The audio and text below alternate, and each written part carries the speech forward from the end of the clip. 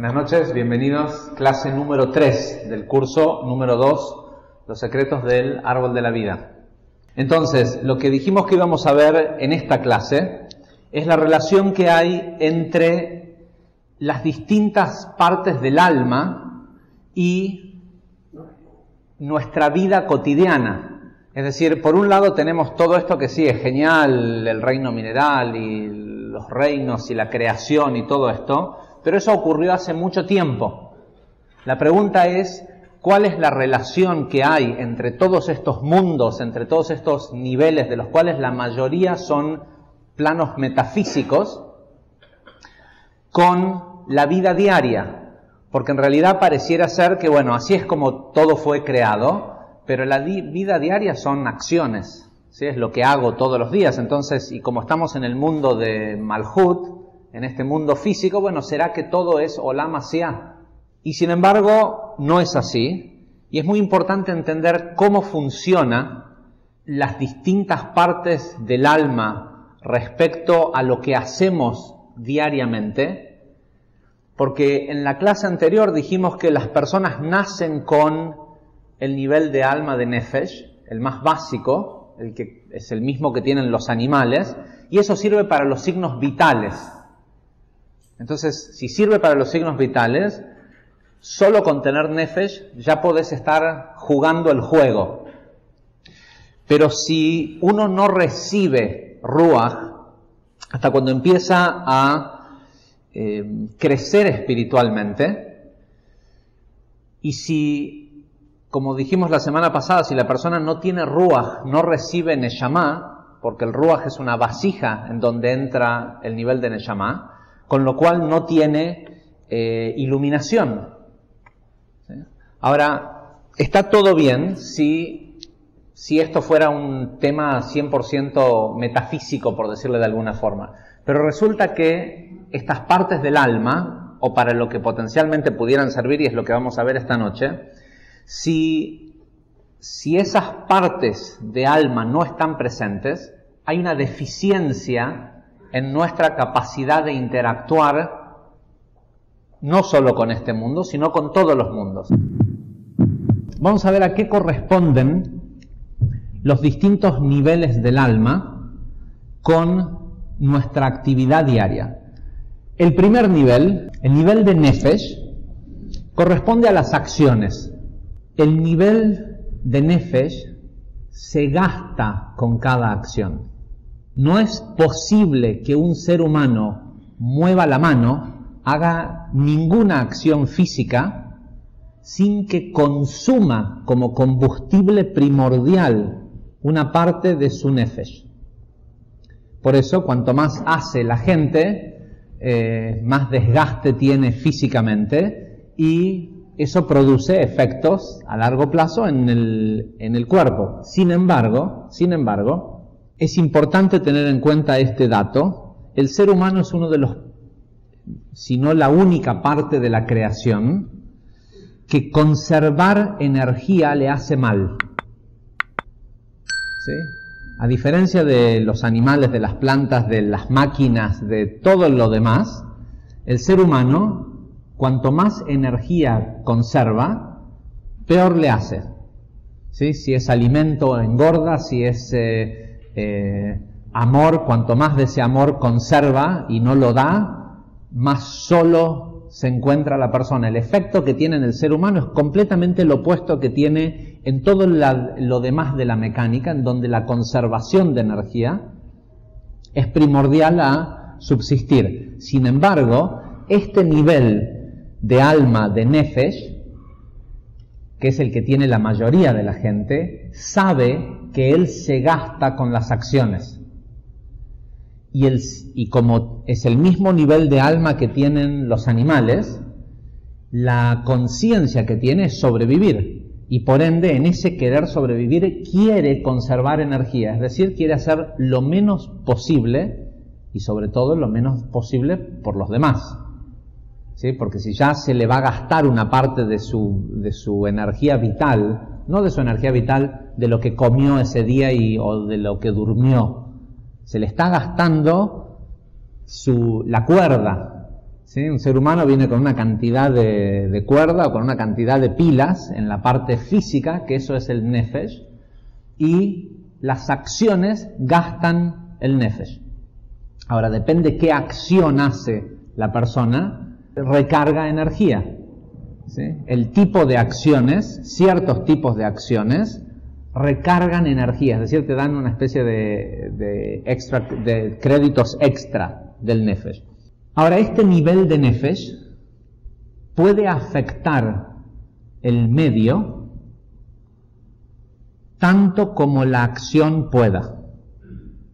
Es decir, una persona utilizando este nivel de alma, nefesh, puede afectar lo que lo rodea según lo que sus acciones puedan hacer y el alcance de su acción. Es decir, el largo de su brazo, ese es el alcance.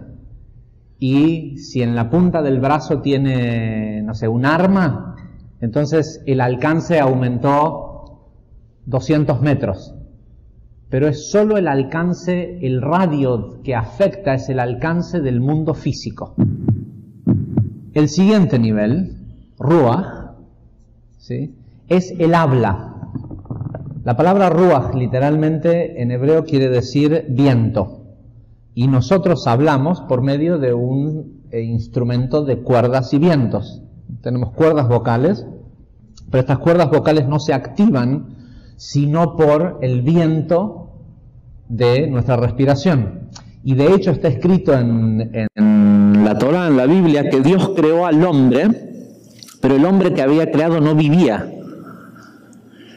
Y no fue hasta que Dios sopló en su nariz que vivió. La palabra soplar, Dios sopló, dice, es literalmente la palabra ruach. Y ruach es ese nivel de alma. Hasta que la persona no recibe ese nivel de alma de ruach, que recibe una pequeña, mínima porción cuando cumple 13 años un varón o 12 años una mujer, no está realmente vivo.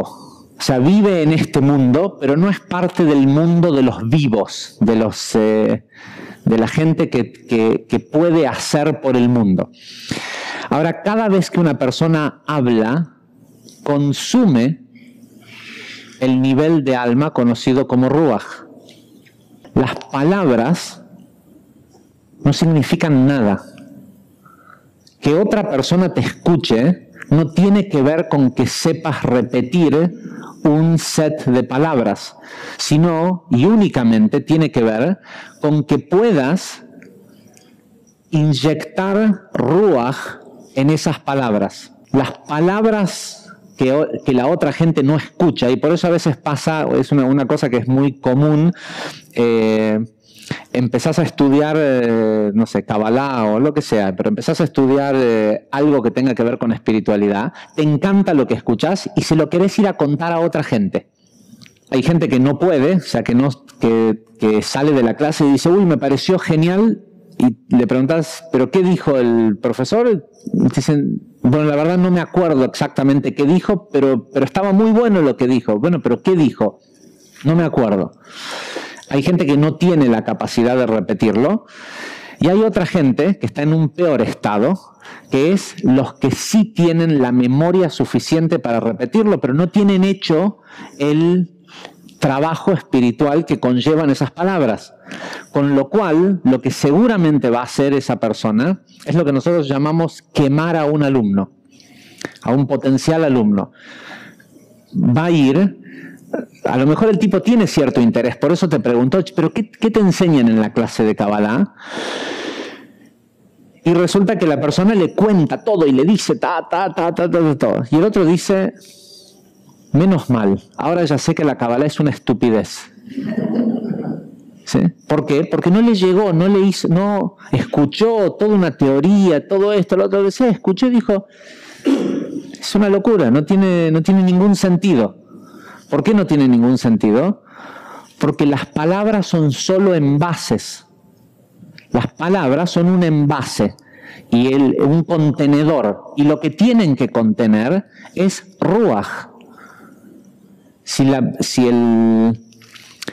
si las palabras están llenas, las palabras, por más que sean pocas, llegan.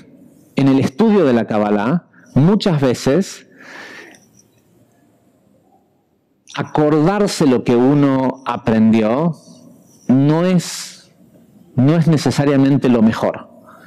Lo que uno necesita llevarse de estas clases es saber qué hacer en el momento determinado en tu vida donde tenés que tomar esa decisión, o donde tenés que ir a la derecha o a la izquierda, o decir que sí o que no, o percibir una cierta situación, sin antes tener que haber pensado qué diría la Kabbalah acerca de esto. En el momento en el que estás diciendo, bueno, pero según lo que aprendí, ¿es A o B? Es porque todavía, no digo que esté mal, el primer paso es empezar a cuestionar lo que tenés enfrente y en lugar de compararlo con la corteza reptiliana, con la conciencia de la serpiente, que era como veíamos antes, bueno o malo, decís ahora, bueno, ¿es perfecto? Bueno, ¿perfecto para qué? Y habría que preguntarle a Javier para que, bueno, si todavía te pasa eso, es parte del proceso, pero lo que tiene que terminar ocurriendo es que no tengas que pensar qué diría la Kabbalah acerca de esto. Porque lo que nosotros venimos a aprender acá no es aprender textos cabalísticos, venimos a aprender a pensar. Y uno sabe que aprendió cuando te sale solo, cuando no tenés que... o sea, cuando la primera reacción que tenés es decir, es perfecto. Estos mundos, siempre cada mundo superior controla a un mundo inferior y es imposible que sea de otra forma. Nunca puede ocurrir que el pueblo derroque a un gobierno. Jamás. No existe la idea de que un pueblo derroque a un gobierno espiritualmente. Siempre van a ver, cuando pasa eso, hay un caudillo, alguien que está guiando a ese pueblo. Si prestan atención, la mayoría de la gente del mundo que está en ese nivel más primitivo es la gente que es la masa, es la gente que trabaja, es el 90% de la población del mundo, que hacen lo que alguien les dice que hagan. Ese otro 10% son los que dicen qué hacer. La gente que tiene desarrollado el nivel de Ruach son los que dan órdenes. Y no necesariamente implícitamente en una orden te ordeno que hagas tal y tal cosa. Pero por eso a la mayoría de los países que no son monarquías tienen sistemas parlamentarios. La idea del clan es defenderse de esta especie de falla que tiene el ser humano, que cuando duerme se le duermen los dos hemisferios del cerebro. ¿Sí? Somos el único animal que le pasa eso. Todos los demás animales alternan los hemisferios, por eso cuando vas a tocar a tu gato que parece que está dormido, se despierta. Y no es porque tiene un sexto sentido, es porque la mitad del gato estaba despierto. Y arquetípicamente forman la idea del clan. ¿Sí? Bueno, mientras yo duermo, vos defendeme.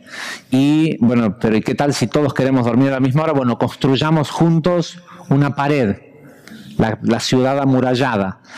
Y, bueno, ¿qué pasa cuando viene otro pueblo que quiere quedarse con lo que hay adentro de mi ciudad amurallada? Bueno, entonces tengamos un ejército de los más fuertes. Bueno, pero ahora tenés un montón de gente armada viviendo entre la población y eso conlleva un cierto peligro. Bueno, tengamos un rey, un presidente, un parlamento, un lo que sea.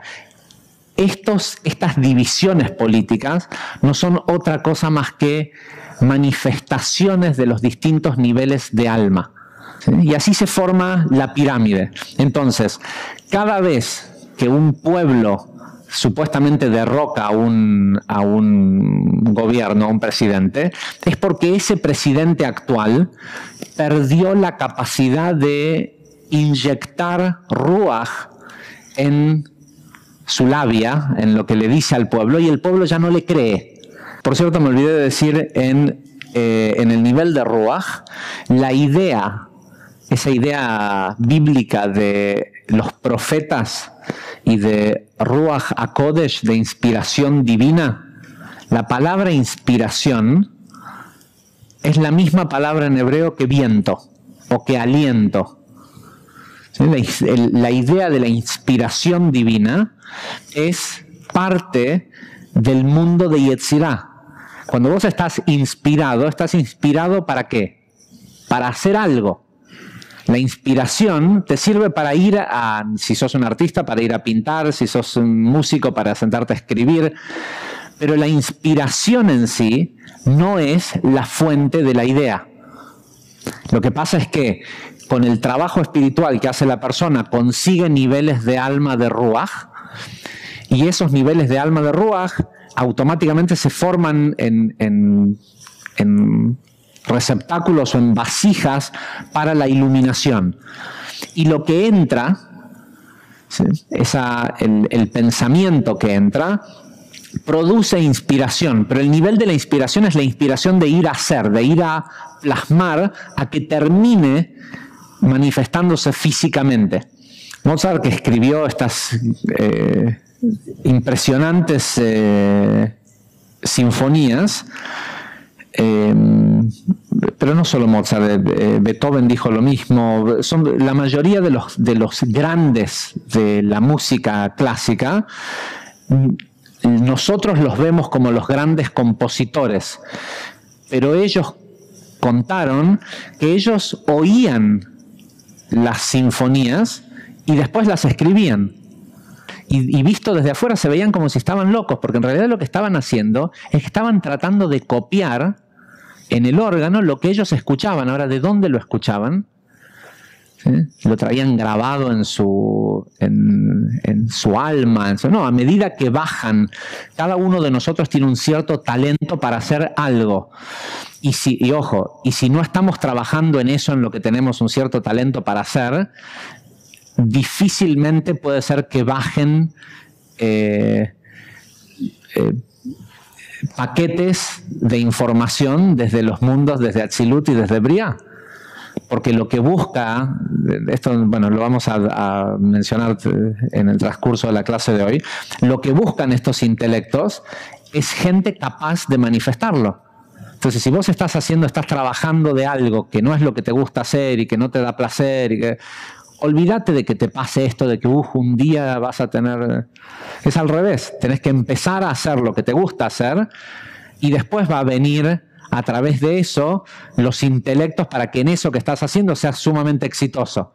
Entonces, esa verdadera iluminación de ser un Beethoven, un Mozart, un Picasso, quien sea, para un Messi, ¿sí? Viene de el decidir dedicarle toda tu vida, es decir, toda la energía que vas a consumir de ese alma que te dieron, para hacer eso en lo que tenés talento. Le preguntaban a Messi qué hace cuando no está jugando. Juega a la Play. ¿Y qué juega en la Play? ¿Autitos? Pac-Man, no sé qué cosas se juegan hoy en la Play. Juega al fútbol. Y vos decís, ¿cómo puede ser que juegue al fútbol? Está todo el día jugando al fútbol. Y sí, y seguramente cuando sueña en jugar al fútbol. ¿Sí? Y por eso es el mejor del mundo. ¿Sí? No es al revés, no es que nació el mejor del mundo. Es una decisión. ¿Sí? Ahora, para el resto del mundo a lo mejor se ve como un autista.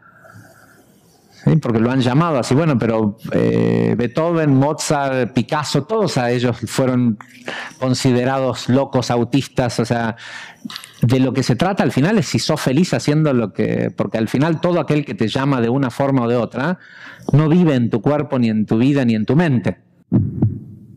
Por encima de este nivel, ¿sí?, viene el nivel de Neshama.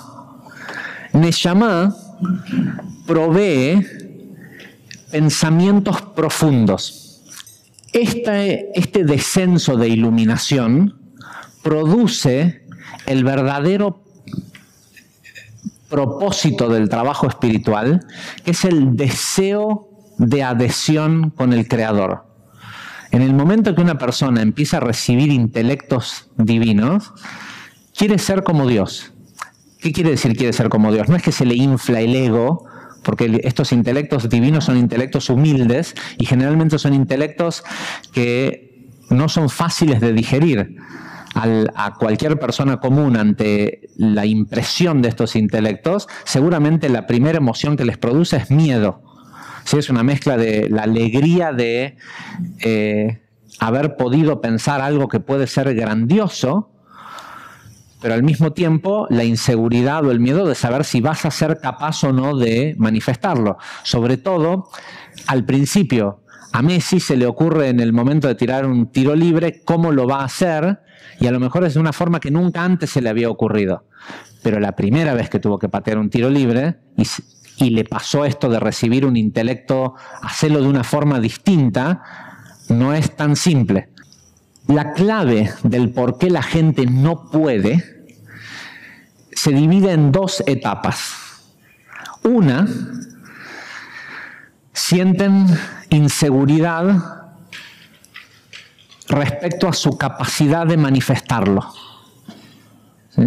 Dos, el deseo que los motiva es egoísta. ¿Sí? Están pensando en que odian su trabajo y quieren algo que les guste. En realidad, con esa conciencia, hay mucha gente que sí cambia de trabajo, hay gente que cambia de trabajo una vez cada 3, 4 meses. Y cada vez que cambia de trabajo, al principio, la primera semana, este es el trabajo que él realmente estaba buscando. Pero 3 meses después, no, al final me di cuenta que eran todos que son iguales a mi trabajo anterior. Y es cierto, los dos trabajos y la gente alrededor son todos iguales. Toda la gente del mundo es igual. Todas las empresas son iguales. Respecto a la percepción que tiene una persona, porque la percepción que una persona tiene de su medio siempre es autorreferencial. Todo lo que la persona ve afuera es autorreferencial. Entonces, todos los trabajos del mundo están llenos de gente egoísta, siempre y cuando la persona esté yendo a hacer eso desde un lugar de egoísmo. Y lo contrario sería, es algo que empieza a ocurrir solo cuando la persona empieza a subir esta escalera. Lo contrario es, ¿por qué lo quiero hacer?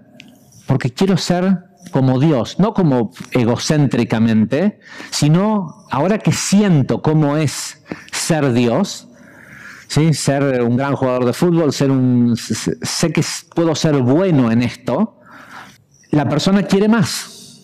El desarrollo del Ruach y el recibir iluminación le produce automáticamente deseo de más, pero de más ¿qué? De más cercanía con ese tipo de intelectos, hasta que la persona se convierte finalmente en un creador compulsivo, en una persona que no puede ver, en dos aspectos no puede ver el mal. Una, no lo ve como mal, pero por otro lado, ve que puede ser mejor.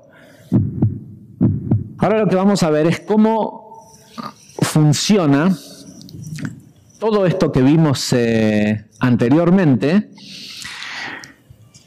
cómo funciona respecto al árbol.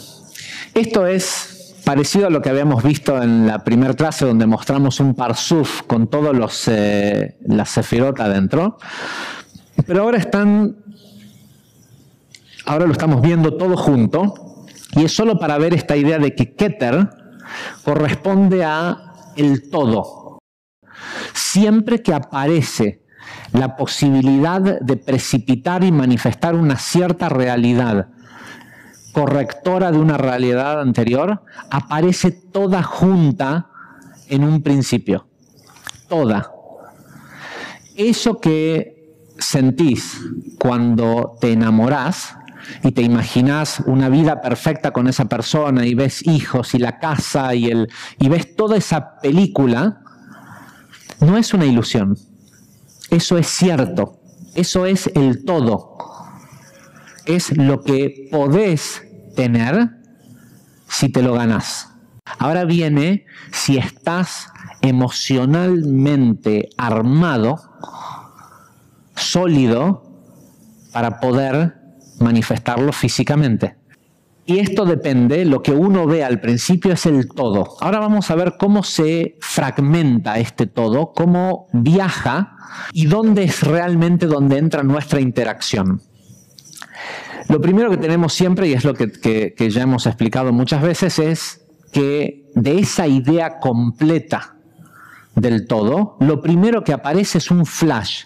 El mundo de Atzilut, o lo que conocemos como la Sefirá de Jochma. Jochma quiere decir sabiduría.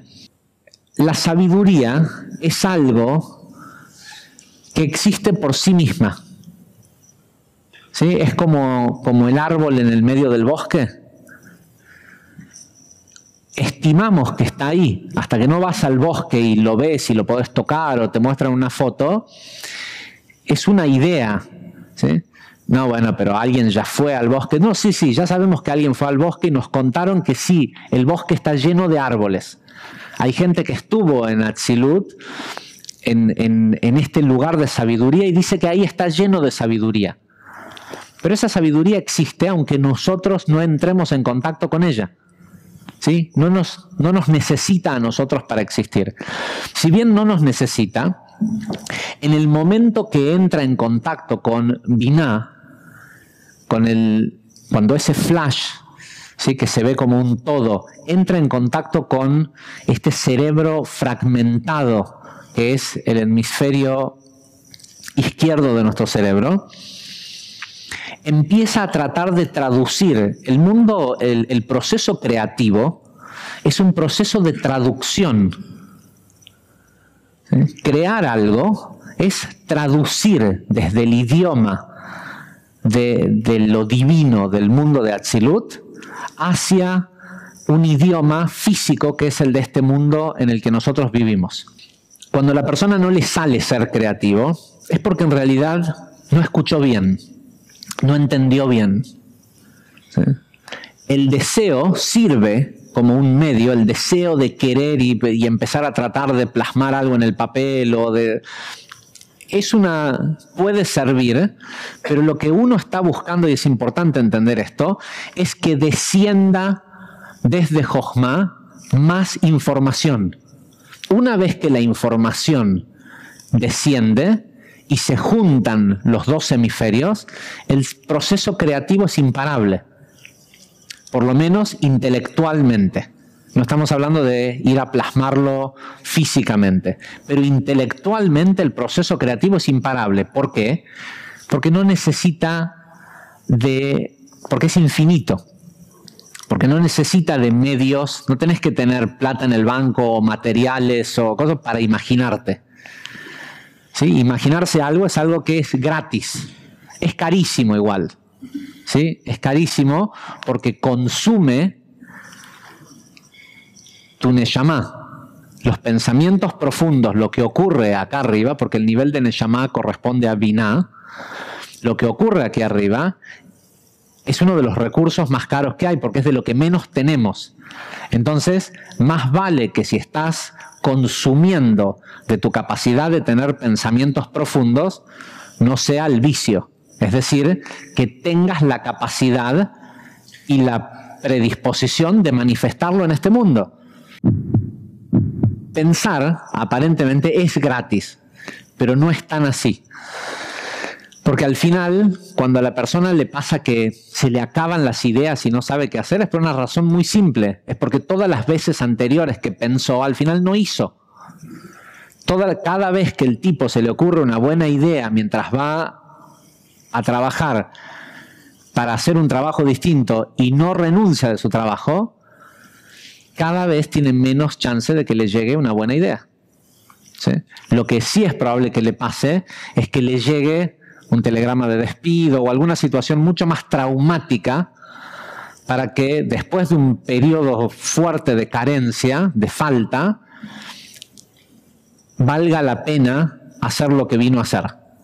Sea porque esté jugado, es decir, no tenga nada que perder, ¿sí? O porque entienda que es más valioso ser feliz que tratar de hacer feliz a otros.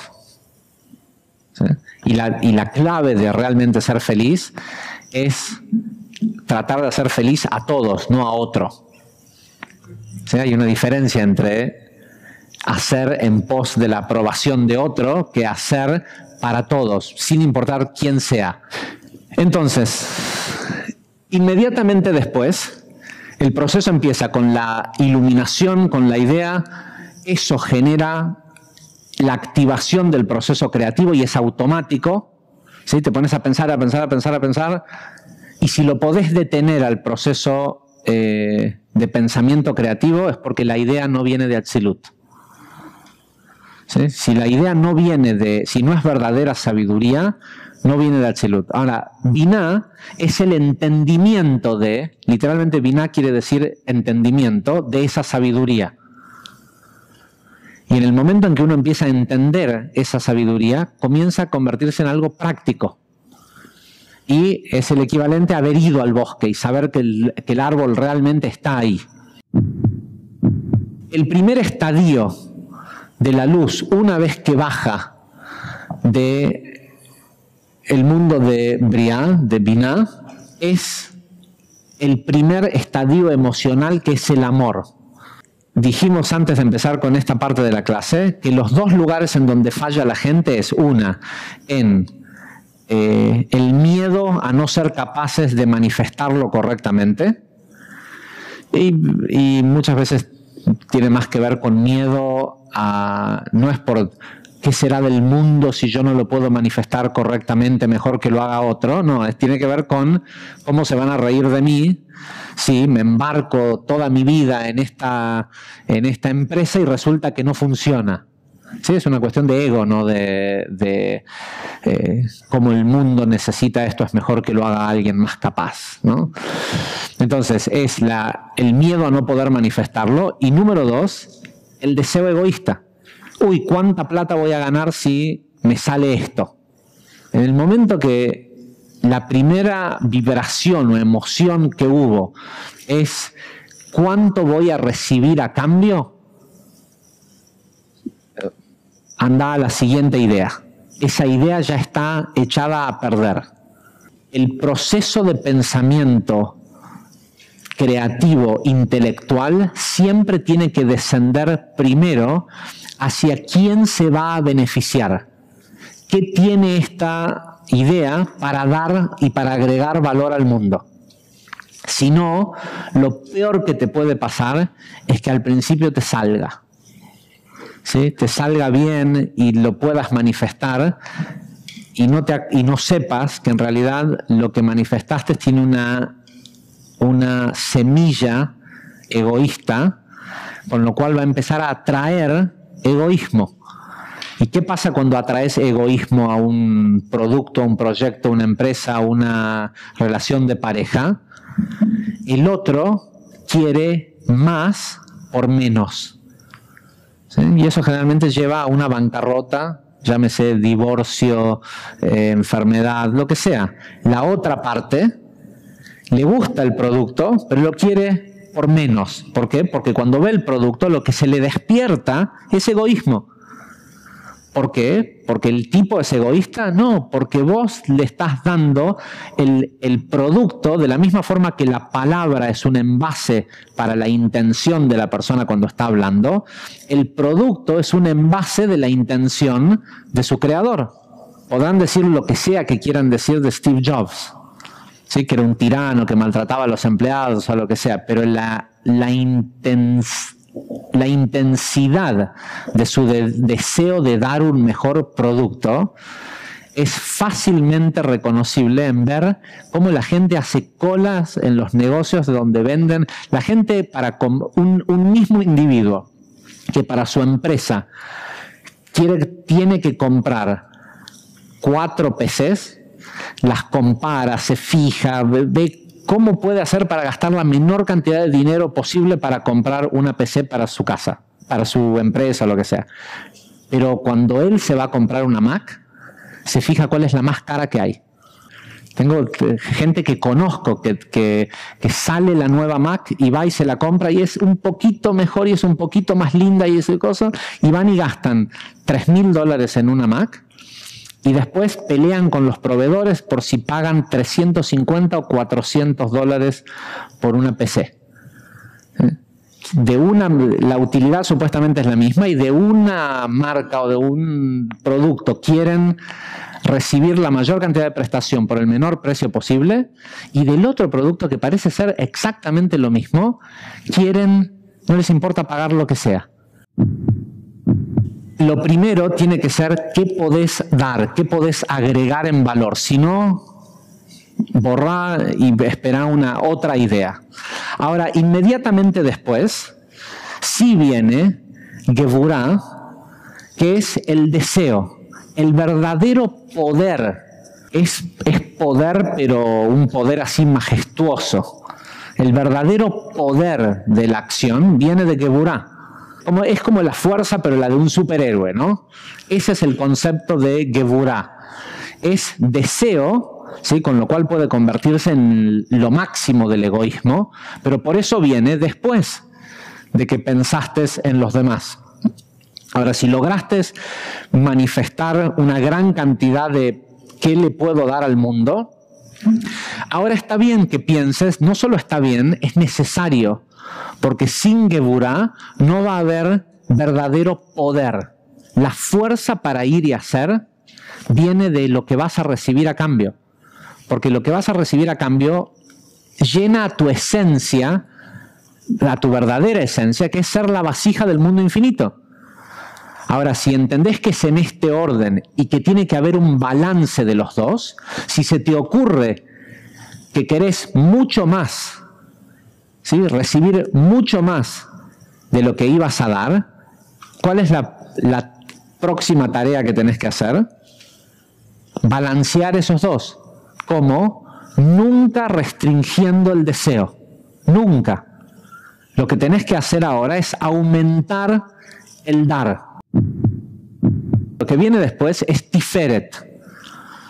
Tiferet es una de las formas, o es una de las emociones mediante las cuales uno puede lograr balancear a estos dos. De hecho, Tiferet, en el verdadero funcionamiento del árbol, no tiene una entidad propia per se. Tiferet corresponde a la emoción de la belleza.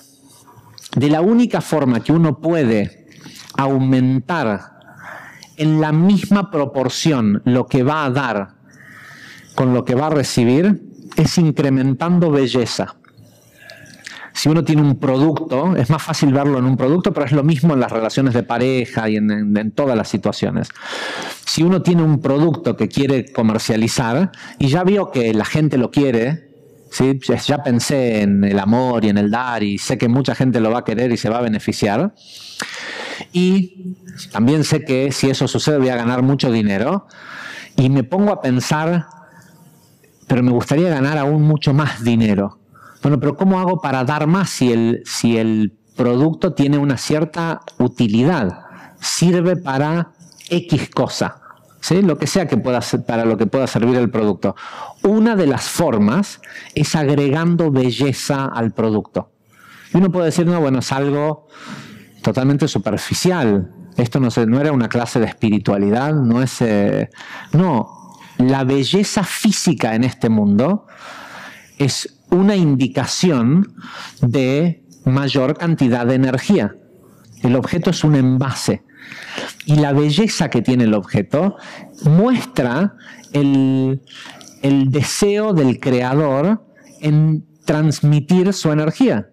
Hay una diferencia en la atención puesta en el entregar un producto bello. Esa atención te permite recibir más al mismo tiempo que estás dando más. ¿Sí? Arreglarte para tu marido o para tu esposa, no cuando salís a la calle. Sí, que la gente generalmente hace lo contrario, se arregla para salir a la calle cuando llega a la casa, porque es un lugar de confort. Sí, ya sabemos lo que le pasa a la gente en sus zonas de confort. En un lugar de confort se desarman. Entonces uno dice, pero entonces, ¿para qué era ese ese deseo de embellecimiento. ¿Para darle más a quién? Bueno, está bien, a tus compañeros de trabajo, todo genial.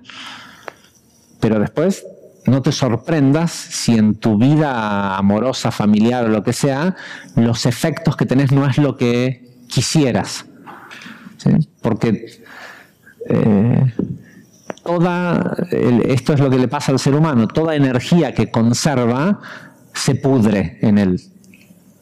Toda energía que da se renueva y se reavive. Después de Tiferet viene Netzach. Netzach literalmente quiere decir victoria. Pero lo que proyecta es la energía de la perseverancia. La realidad metafísica o espiritual de la perseverancia es el perseverar. Si se fijan, Netzach está en la columna derecha, es el perseverar el apoyo de esta columna. Estas dos sefirot, Netzach y Hod, son los soportes del árbol. Son las piernas del árbol. Sostienen cada una de las columnas.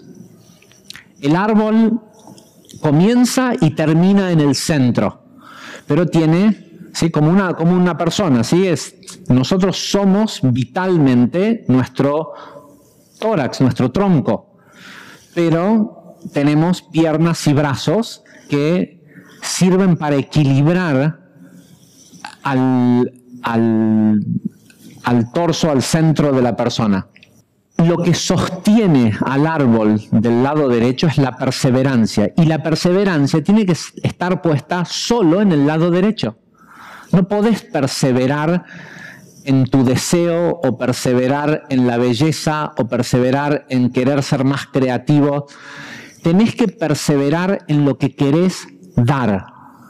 Cuando no tenés inspiración, cuando no te sale, cuando las cosas no funcionan y no se precipita fácilmente, es porque te olvidaste de lo que querías dar. El Ari Rabbi Yitzhak Luria dice que el único trabajo que la persona tiene que hacer para que algo ocurra, algo que él imaginó, termine ocurriendo físicamente en este mundo, es concentrarse y perseverar en qué es lo que la idea original tiene para dar. ¿Qué es perseverar en qué es lo que la idea original tiene para dar? Solo la columna derecha. Entonces, una pierna es Netzach, la perseverancia. Perseverar no en imponerse ante los otros, sino en concentrarse en el qué dar. El Ari dice que cuando la persona hace eso, se convierte en un imán para que todos los medios necesarios para manifestar la idea ocurran. Y va al extremo de decir, si a la persona se le ocurrió hacer algo que requiere de un mineral que el mundo hoy no conoce, en otro lugar del mundo, un minero, un millonario, magnate de la minería, se va a despertar un día y va a decir, voy a poner miles de hombres a trabajar en esta mina para ver qué sale de acá, y lo que va a sacar es lo que este señor necesita para hacer su idea. La siguiente pata es Hod. Hod es lo que la palabra Hod quiere decir esplendor, pero la emoción que denota es la humildad. La palabra Hod viene de Oda'a en hebreo, que quiere decir suprimir, ¿sí? Como aplastar, y de lo que se trata de aplastar es del ego. Uno sabe si lo que está haciendo tiene realmente un propósito espiritual cuando no hay ego de por medio. Y este es el lugar, este es el momento en donde uno tiene que preguntarse si eso que se imaginó, eso que vio y eso que decidió crear y toda esta idea es algo que realmente el público lo quiere, o soy yo tratando de imponerme con mi idea sobre los demás. Es casi un momento de inseguridad en el proyecto, porque lo que ocurre en realidad metafísicamente es que la luz de la idea, una vez que pasa por Ima, por Binah, que es la figura de la madre, la madre comienza a amamantar a esa idea. El pensamiento creativo que tuviste es lo que le da de comer a la idea. Pero llega un momento en donde la idea creció lo suficiente como para destetarse de la madre.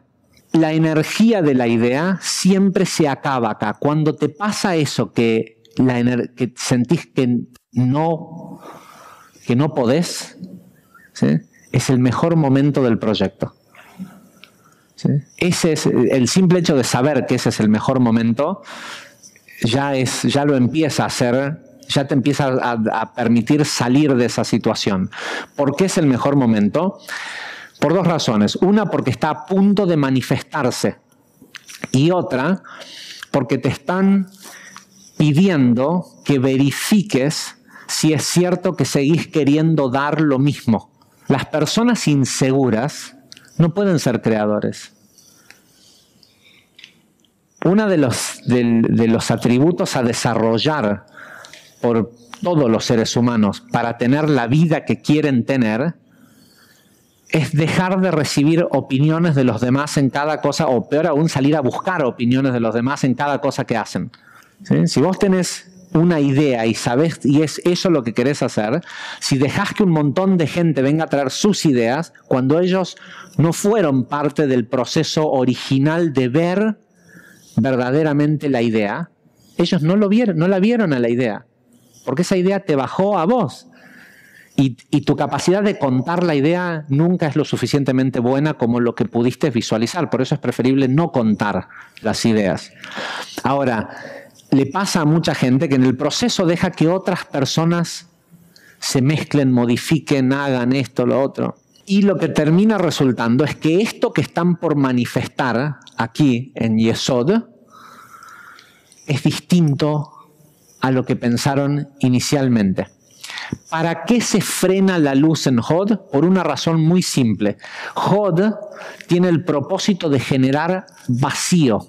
Y es el lugar en donde la mayoría de la gente renuncia. ¿Sí? La gente renuncia en Hod. O sea, cuando sentís que decís, no, esto es imposible, buena señal, estás en Hod. ¿Sí? Es un momento para que seas humilde y te pongas a ver si es cierto que es imposible o no. Si descubrís que sí hay mercado, ese mercado debería de ser tu motivación para que sí sea posible. Es decir, si descubrís que la otra persona sí te ama, esa otra persona es el mercado que te dice, bueno, sí, entonces puedo cambiar, puedo embellecerme más, puedo ser más persistente, sí, puedo seguir abriendo la puerta del auto aunque haga 25 años que estemos casados. El propósito de Hod es crear vacío. ¿Vieron cuando se saca un corcho de una botella? El corcho la botella está cerrada en vacío. Ahora, todo el espacio que el corcho tiene que recorrer para salir del cuello de la botella incrementa el vacío. Entonces uno tiene que hacer fuerza. Ahora, en el momento en que se libera, que solo ocurre al final del corcho, no pasan en ningún otro momento, solo ocurre cuando el último micrón de corcho abandonó el cuello de la botella, toda la fuerza potencial que uno estaba ejerciendo sobre ese vacío produce un rebote. El propósito de Yesod es generar ese rebote. Por eso Yesod está conectado con la sexualidad, con el dinero y con el conocimiento. Porque esas tres áreas de la vida son las que más deseo nos producen. Cuando vos decís, bueno, me rindo, esta chica no me va a prestar atención. Después viene la parte del deseo carnal, que es el que te dice, bueno, vale la pena probar un poco más. ¿Sí? Porque a lo mejor lo que necesito ver es, a lo mejor cuando nos demos un beso voy a saber si eso no es. Cuando vos estás haciendo el producto y gastaste todo este tiempo y recursos y todo esto y llegás acá y decís, ¿pero qué voy a renunciar ahora? Y toda la plata que iba a hacer, todo lo que iba a recibir y todo lo que iba a dar, ¿no? Lo mismo pasa con el conocimiento, ¿sí? O sea, que no te vas a recibir, no vas a tomar el curso 3 de Kabbalah si ya hiciste el 1 y el 2. Entonces, el propósito que tiene es justamente ofrecer una recompensa que se siente, porque es casi, de hecho es el final de la emoción, y es en donde la emoción comienza a convertirse en sentimiento, se siente en el cuerpo. Cuando todo esto ya está, cuando entra Yesod en juego, todo Zeir Anpin está completo, y cuando está completo empieza a vibrar, y esa vibración se siente en el cuerpo. Entonces, ese rebote lo que hace es que toma el intelecto, el cómo llegó la idea hasta este estadio, y lo impulsa hacia arriba. ¿Para qué lo impulsa? Para verificarlo. La emoción es un sistema de verificación entre la acción y el pensamiento. Si no hay coherencia entre eso que estás por actuar, eso que estás por hacer, no hay conectividad. No se puede conectar eso que pensaste con el mundo físico. Con lo cual es el equivalente a fracaso, o a que después ese sexo no sea tan bueno, o a que sí lo logres, pero que no, al final no ganes toda esa cantidad de dinero y no haya tanta gente que realmente quiera el producto. ¿Por qué? Porque lo que llegó acá no es lo mismo que lo que descendió. Por eso es tanto más fácil hacer cosas malas. Porque las cosas malas, si se acuerdan del curso 1, son Ratzon Atzmi, Ra, egoísmo. Y el cuerpo vibra en egoísmo. Entonces, si tenés una idea egoísta y la llevas a cabo, tu emoción te va a acompañar fácilmente. Ahora, si lo lográs hacer desde un lugar virtuoso, y el virtuosismo pasa porque la emoción no te arruine tu proyecto. Y si para que la emoción no te arruine tu proyecto, generalmente lo primero que tenés que hacer es no contarle a nadie. En el momento que uno recibe intelectos de Atzilut, uno brilla de una manera distinta y la gente quiere saber por qué y quiere ver si se lo pueden quedar o si te lo pueden sabotear. Entonces, la confidencialidad es importante, y después si tenés que involucrar a personas en medio de este proceso, tu fortaleza en solo entregar paquetes de qué es lo que la otra persona tiene que hacer sin que sepa el todo es crucial. Y en realidad tiene potencialmente mucho más posibilidad de hacer algo grandioso el estafador que la gente común. ¿Sí? Porque la mayoría de la gente lo que tiene no es que son buenos. La mayoría de la gente son blandos. La mayoría de la gente tiene las mismas ideas de, uy, ¿cómo sería robar un banco? ¿Cómo sería deshacerme de esa persona que tanto me molesta y todo? Pero lo que pasa es que son blandos.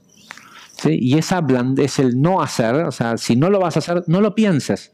Porque cada cosa que pensás y no manifestás físicamente, acompañado por la emoción y demás, te descalifica para recibir intelectos divinos.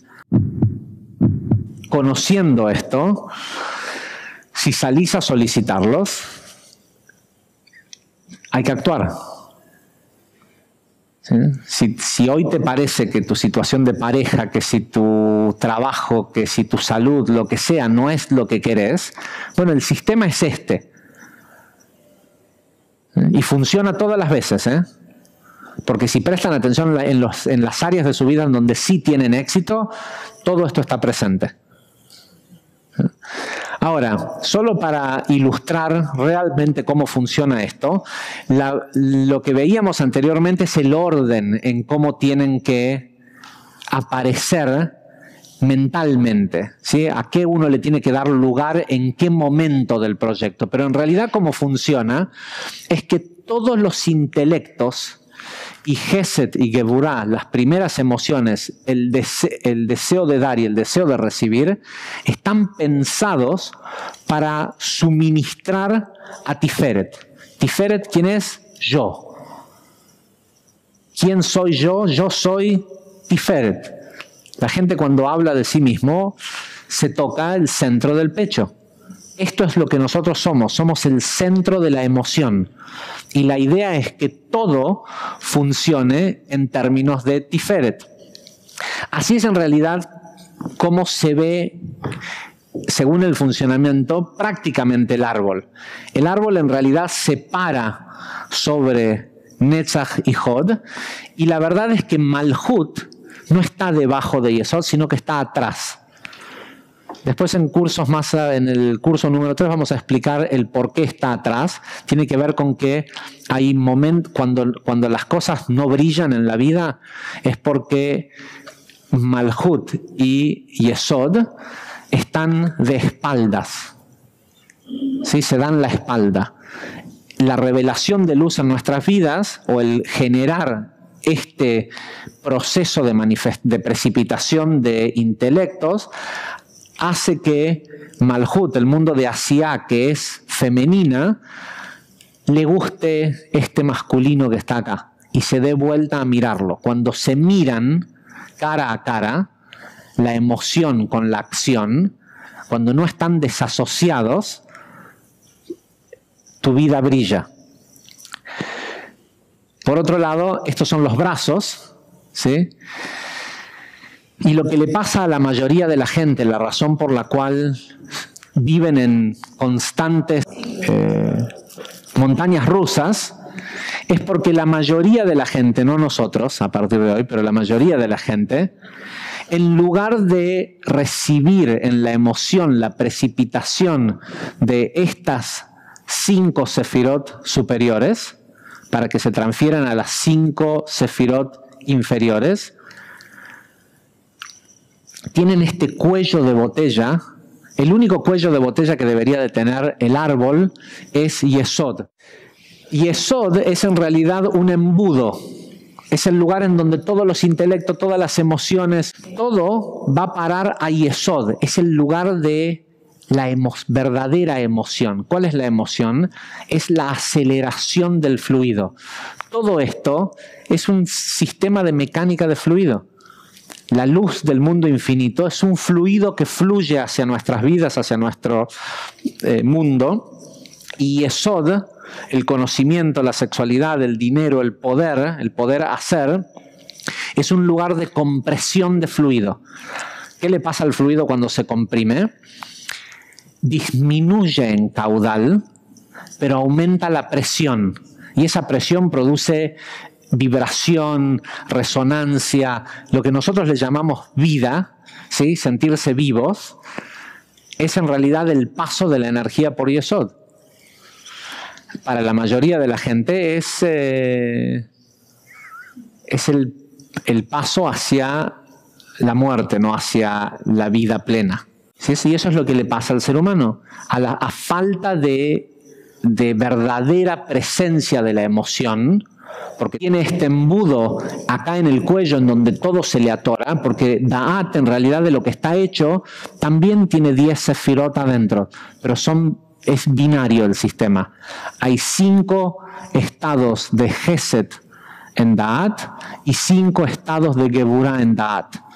Y según cómo interpretó la persona lo que tiene enfrente, si lo interpretó como bueno o malo, hace que la luz descienda, sea con atributos de juicio, ¿sí? Y eso es lo que va a permear a todas las sefirot hasta llegar a Hod, o con atributos de Gesed, y estos 5, se recibe uno u otro. Los 5 estados de juicio que están en el lado izquierdo, o los 5 estados de Gesed que están en el lado derecho. Y eso lo determina el pensar está bien o está mal. Y eso, el problema que tiene, es que si pensás que las cosas están bien, igual no va a funcionar. Porque vos necesitas estados de Geburah también, de deseo, y hacen falta las 2 columnas. Lo que pasa cuando la gente piensa si bueno o malo, en lugar de perfecto, es que determina si van a descender intelectos de está todo bien, es bueno, entonces me relajo y no hago nada. ¿Sí? O es todo malo, ¿qué hago? Me defiendo.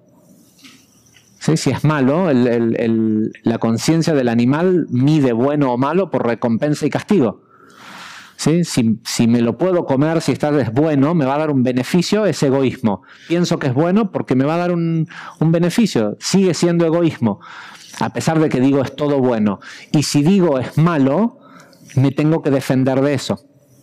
En el momento en que yo puedo entender que el intelecto es perfecto, bueno, esto hoy no quiere hacer su perfección, ¿sí? Todo el intelecto va al centro de la emoción.